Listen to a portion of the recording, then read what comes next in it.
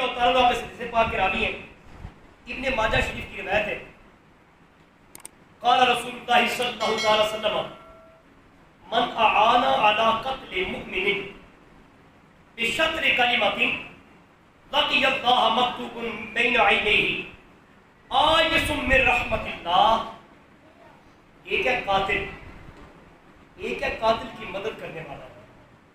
اس حدیث مبارکہ میں معاونت کرنے والے کے لیے جو وعید ہے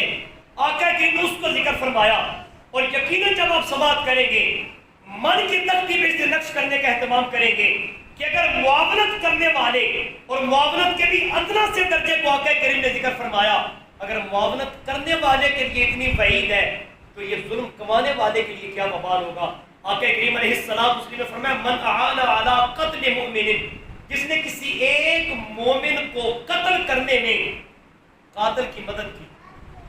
اب مدد کے انداز کو بھی آقا کریم نے بیان فرمایا، بشطر کلمۃ، ایک کلمہ یا ایک کلمہ کے کچھ حصے کے ساتھ مدد کی، چند بول زبان سے بولے۔ میں اس کی اپنی صورت اشارات آپ کے سامنے رکھنا چاہتا ہوں۔ فقط فون کال کے ذریعے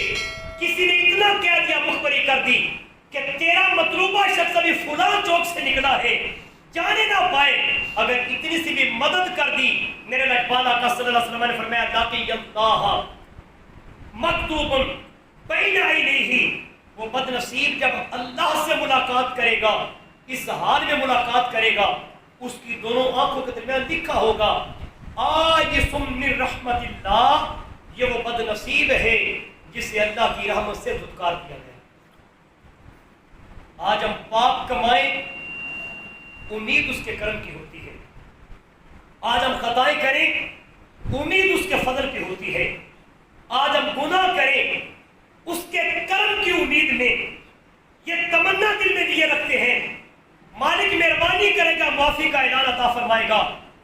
لیکن آقا کریم علیہ الصلوۃ والتسلیم نے اس وعید کو ذکر فرمایا، ابھی قاتل نہیں ہے، فقط قاتل کی مدد کرنے والا ہے۔ میرے لقبال آقا صلی اللہ علیہ وسلم نے فرمایا اللہ اسے اپنی آغوش رحمت سے دھتکار کر